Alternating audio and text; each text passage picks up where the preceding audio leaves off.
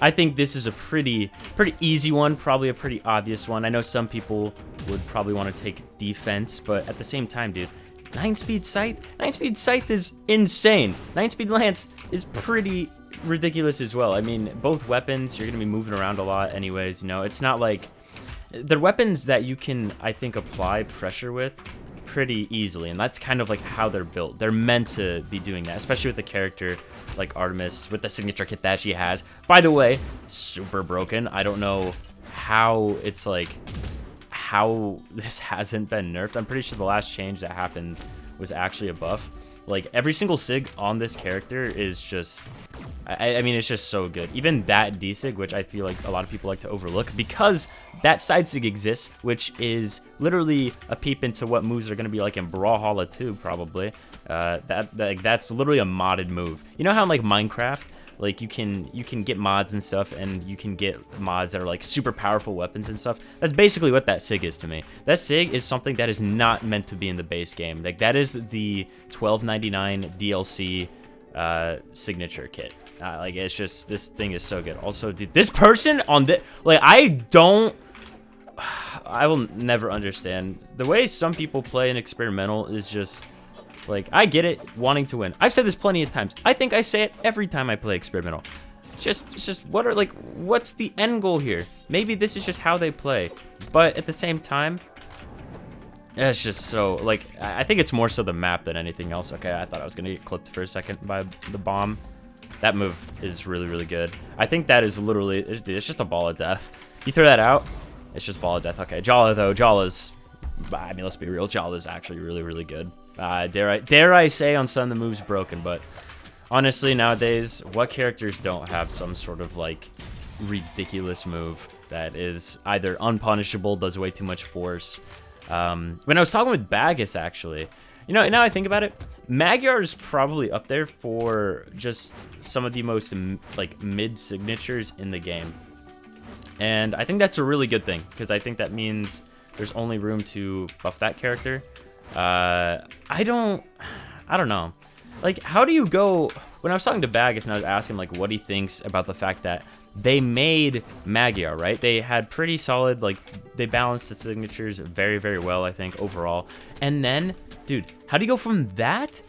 And then you go, like, okay, you go from that, and then you all of a sudden put in this character, this bird, and you give that bird, Moonin, the most, like, how do you revert? How do you take, like, 2 steps back? I guess Reno was not, like, there were some signatures that were really, really good. I don't think there was anything completely outrageous, but then they were just like, it was like, oh, Magyar, but then it was like, Moonin, you know.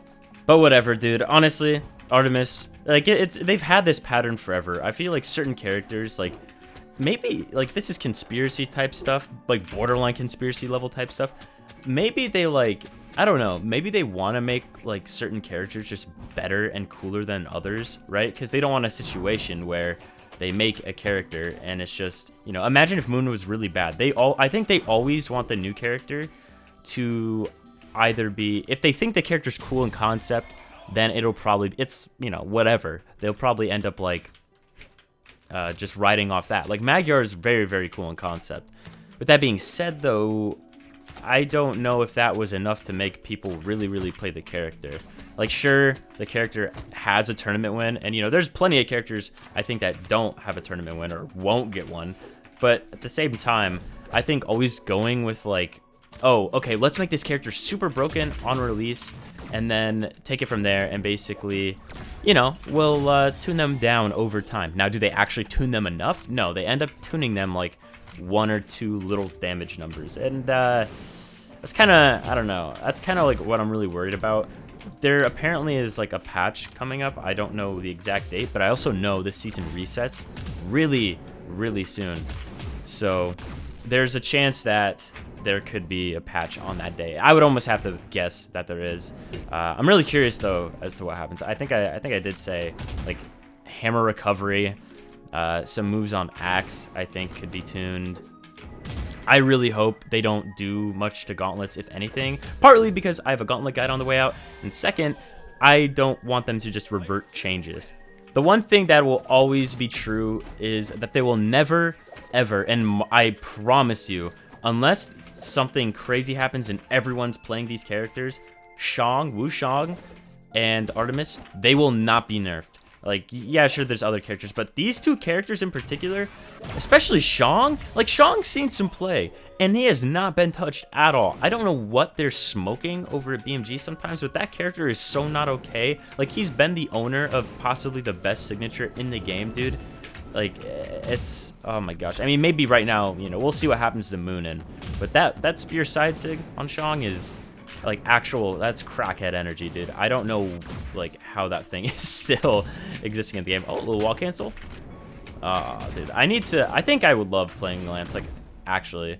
And I know, like, Lance's scene is not that, I don't know, I don't want to say, yeah, it's not really that cool of a weapon. I'll say it. But if they did something to it, which I kind of think they need to, like, the manner which I want to play it in, I think can actually be...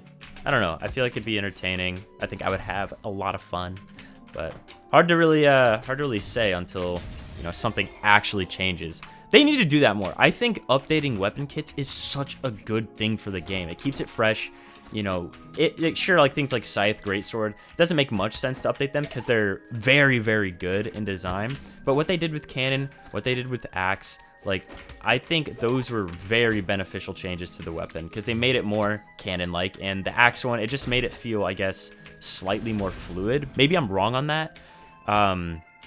Of course, like, things like Hammer, right? Like, why would you change Hammer's kit? Like, that one doesn't make sense, and I really just let him live, but okay, it doesn't matter too much. I think Lance... I don't know, maybe a change on, like, Nair? Maybe you could do something with that. Like, I think Lance, the kit makes sense, but it's, I don't know. It's just the nature of the weapon, I think. A lot of the times, I think people just find it dumb how you can just fly around and do, you know, XYZ moves. Literally, Nair and Sair just carry the weapon so much a lot of the times. But, like, there's certain things of the weapon, right? When you're doing, like, the wall cancels, that can be pretty cool. And, like, the fact that that bug is actually really useful because it cancels the startup frames, I think stuff like that is really, really neat for the weapon. If they can find ways to, I guess, make that weapon, like, cooler and actually more entertaining. Obviously, I'm not saying introduce features like that because the wall canceling stuff is actually extremely broken. But just because no one really plays Lance, you don't get to see it too much. And I don't want to say extremely broken, but it's definitely a little sketch. All right, we're gonna close this out. We're gonna beat up Mr. Pecan on Giro. Like, once you get a guy named Mr. Pecan, literally named after a nut, and he's playing Giro, that's when you know you gotta end the video. Oh man. Okay, and yeah, I thought he was about to take me for a ride, and how wrong I was. That's so scary. Oh yeah, another thing with Lance, Dex. I don't even know, like, dude, is Dex ever really... I feel like Dex does not matter for Lance nowadays. There's, like, very few weapons, obviously, that Dex matters for, but Lance right now, I mean, dude, you could play 0 Dex, and I think everything would be the same. Obviously, it's still gonna feel better if you're playing, like, Vrax, but when Dex matters on Lance, dude, it's gotta be some of the dumbest stuff ever. Like... Dex mattering on Lance is just always like a recipe for disaster, and it's so sad, dude. Like, I don't want Lord Vrax 3-piece true combos, which I think technically exists, but not like the old one. The old one was N-Light, D-Light, N-Light. Like, what? And no one played Vrax still. That's how you know Lance needs a change. When a character is that broken, and no one ends up actually, like, touching them. Which is wild that we, like, don't see. And, you know, I guess this wasn't really talking about Artemis too much, but we'll circle back.